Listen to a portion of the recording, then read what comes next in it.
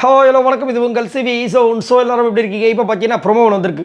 நான் தான் ஆல்ரெடி உங்களுக்கு இன்ஃபர்மேஷன் கொடுத்துருப்பேன். என்னென்னா, நாங்கள் வந்துட்டு பிரியறதுக்கு காரணமே நீங்கள் தான்ன்ற அளவுக்கு வந்து சண்டை வர போகிறது அப்படின்னு ஒரு இன்ஃபர்மேஷன் வந்திருக்கு. என்ன நடக்க போது தெரியல. பாவம் சாண்ட்ராவோட மண்டை உருள போகுது இவங்க 2 பேருக்குள்ளே அப்படின்ற மாதிரி இருந்துச்சு. ஸோ இப்போ வந்துட்டு அந்த விஷயங்கள் ப்ரொமோவில் வந்திருக்கு. செம்ம சண்டை போகுது. சாண்ட்ரா நீங்கள் ஃபேக்கு, என்னை வந்து லவ் கேம் நீங்கள் எப்படி சொல்லுவீங்க காலையிலே ஆரம்பிச்சிட்டாரு கமருதீன். தேவையில்லாதது. ஏன் அப்படின்னா, இப்போ வந்துட்டு இவர் பண்ண விஷயத்துக்காக சப்போர்ட் பண்ணுறதுக்கு கமருதீன்கிட்ட வந்திருக்காங்க சாண்ட்ரா. இப்போ வந்துட்டு நைட்டு வந்து இவ்வளோ தூரம் மன்னிப்பு கேட்டு எல்லாம் தோப்புக்கான போட்டு எல்லாம் முடிச்சிட்டாரு. இப்போ வந்து மறுபடியும் சாண்ட்ரா கிட்ட வந்து ஏன் பேசணும்?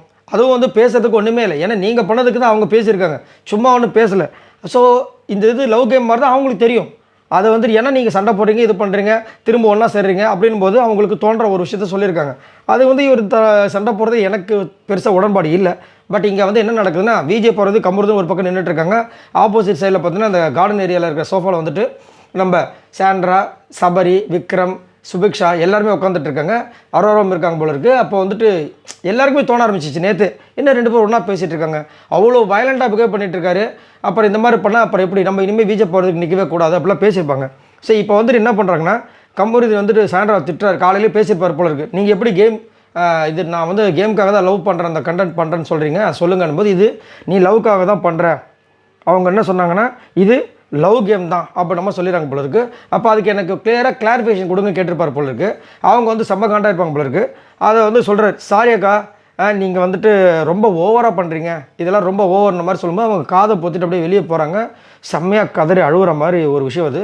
அப்புறம் சபரிக்கிட்ட வந்து சொல்கிறார், அந்த அளவுக்கு இங்கே ஒன்றுமே நடக்கலை, அவங்க அழுதுட்டு போகிற அளவுக்குலாம் இங்கே ஒன்றுமே நடக்கலை அப்படின்போது விக்ரம் அழகாக தெளிவாக சொல்ல, என்னென்னா நீங்கள் 2 பேரும் பேசுகிறது எனக்கு சுத்தமாக பிடிக்கல. எனக்கு மட்டும் சாண்ட்ராக்கும் அதனால தான் பிடிக்கல. நீ எப்போ வந்துட்டு எப்படி பிஹேவ் பண்ணணுன்னு எங்களுக்கு பயமாக இருக்குது, சரியா? எப்போ வந்து நீ அப்படியே அக்ரெஷனாக இது பண்ணணும்னு எங்களுக்கு பயமாக இருக்குது. அதனால் நீங்கள் 2 பேரும் சேர்ந்து பேசாதீங்கன்ற அளவுக்கு வந்து அவங்க பேசுகிறாங்க. இல்லை நான் சாண்ட்ரா கிட்ட நார்மலாக தான் கேட்டேன், அதுக்கு அவங்க இவ்வளோ டூ மச்சாக பண்ணுறாங்க, சாண்ட்ரா பண்ணுறது எல்லாமே ஃபேக்கு அப்படின்ற மாதிரி வந்துட்டு அவர் வந்து முடிக்கிறாரு. ஒரு பக்கம் வந்துட்டு சாண்ட்ரா வந்து ரொம்ப ஃபீல் பண்ணி அழுகுறாங்க.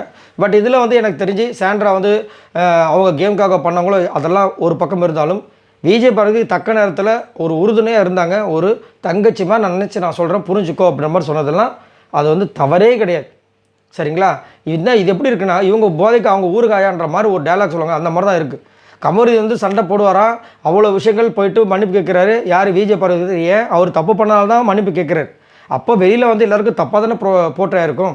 அப்படின்னும் போது நீங்கள் எப்படி சொல்லுவீங்க அப்படின்னு கேட்குறதுல எந்த வித நியாயமும் கிடையாது, அடிப்படை நியாயமே கிடையாது.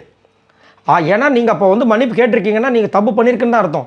தப்பு பண்ணியிருக்கீங்கன்னு அர்த்தம் இருக்கும்போது அவங்க வந்துட்டு அந்த மாதிரி நினைக்கிறது ஒன்றும் தப்பு இல்லையா? நீங்கள் லவ் கேமுக்கு தான் பண்ணுற அப்படின்னு நினைக்கிறது ஒன்றும் தப்பு இல்லையா? நீங்கள் எப்படி சொல்லுவீங்க? எனக்கு கிளாரிஃபிகேஷன் கொடுங்கன்னா இதுதான் கிளாரிஃபிகேஷன். ஸோ கமருதீன் இதுக்கப்புறமா திரும்ப திரும்ப தேவையில்லாமல் வளர்த்துட்டு இருக்காருன்றது தான் இப்போ ஒரு பிரச்சனை. இதுலேருந்து கிளியர் கட்டாக தெரியுது. ஏன்னா நம்ம இப்போ தப்பு பண்ணிட்டோம் அப்படின்னா சைலண்ட்டாக இருக்கணும், அதுதான் ஒரு பதில்.